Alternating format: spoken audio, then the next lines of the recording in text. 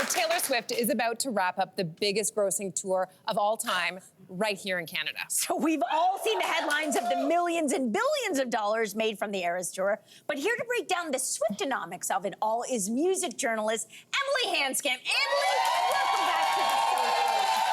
Okay, Emilie, break it down for us. What exactly is Swiftonomics? So we know that Swifties are capable of causing the seismic activity of a 2.3 magnitude earthquake. Right? They did that last year in Seattle, but their economic impact bears a lot of conversation as well. I mean, since launching this Eras Tour, it's the first tour to ever gross $1 billion. The economic impact is so significant. We've got a term for it. It's Swiftonomics. We're going to get into it today. Okay. Oh, my goodness. Well, let's start with Taylor's personal information. How much money is she taking home? Well, so she hasn't shown me her pay stub, but Forbes recently placed her #2 as the richest musician in the world. She is the #1 richest female musician in the world.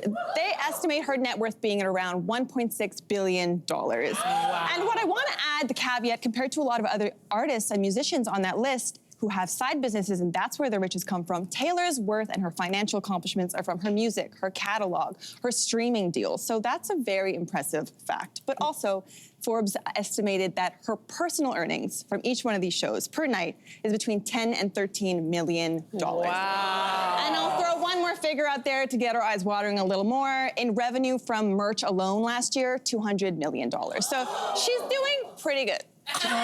Okay, so when I hear these figures, I just think of the money that also fans are spending. Yeah. So how much is this tour setting people back? So it might surprise you. It might surprise you to learn that the average Taylor Swift ticket price is $238. Doesn't really match with the prices we're kind of seeing online. That's because those are resale prices. She did not use dynamic pricing for the base level value. That's why that number is lower. Okay. For Canadians, though, when we talk about resale, the picture's not great. Ticket IQ found that for Canadian resale prices of these Vancouver-Toronto dates, they're 225% higher than European dates. Oh. And that our average resale price on those websites is $6,351 US. Wow. And I'm gonna throw one more stat at you that blew me away. So usually a concert goer, for every $100 you spend, there's about $300 that you're spending, ancillary spending on, travel, hotel. Right. For Swifties, that's $1,300 to $1,500 of side spending. So it's no wonder local economies are getting such a boom, right? Okay. Oh my gosh, well, let's stick with this local economy boom because it's such a big boom that governments and cities are inviting Taylor, like, please come, because it's boosting their economy so much. Justin Trudeau did it. Yep. So how much of an impact is Taylor really having at a regional level? People think Taylor is gonna save us all. I think the best way to illustrate this is with a few examples. So take LA, she had a 6-show run there. She is estimated to have increased their GDP of LA County by $320 million and added 3,300 jobs as well. The Illinois governor kind of credited her tour to reviving their tourism industry.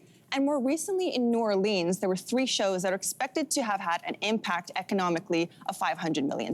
So wow, these are massive numbers. Okay, so how has the Eras Tour impacted businesses in particular?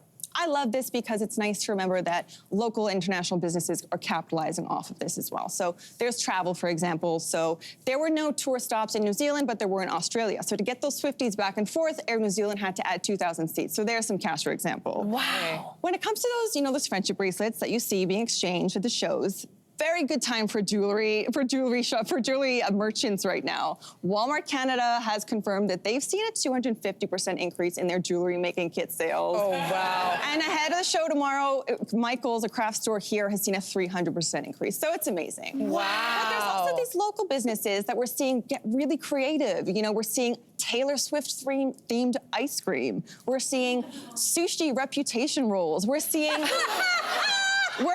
cat cafe parties. I mean, it's so nice to remember that, yes, there are these billionaires that are part of this equation, but also local businesses are cashing in. Good. So you've talked very eloquently about Taylor's influence of economics around the world, but what do you think is going to happen to Toronto?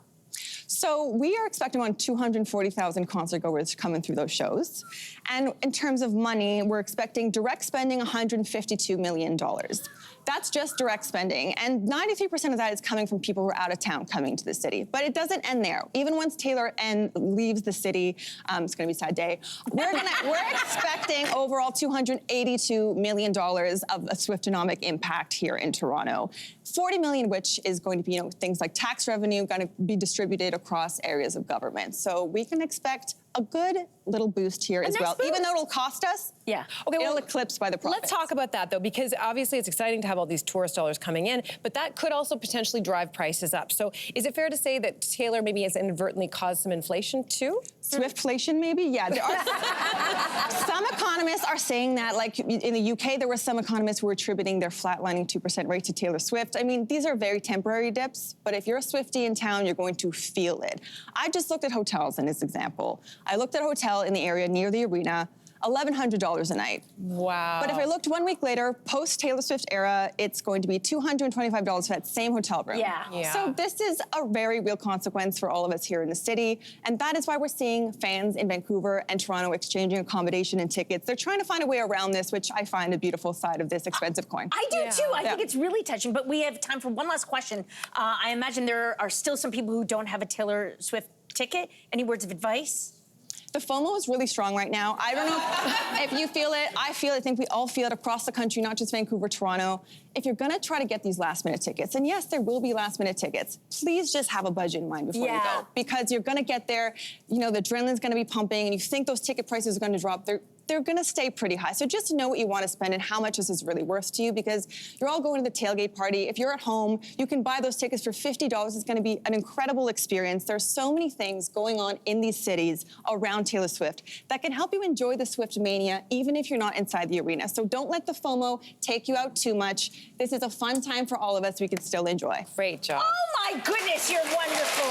That was so good and so informative. That's the pep talk I tell myself in the mirror. That's what you're telling yourself. Yeah. I love it. Thank you, Emilie, for being here. Hey, you, come a bit closer. We've got so many more must-see interviews, spicy debates, lifestyle tips, and pop culture moments. So subscribe to our channel by tapping the logo below and don't miss out.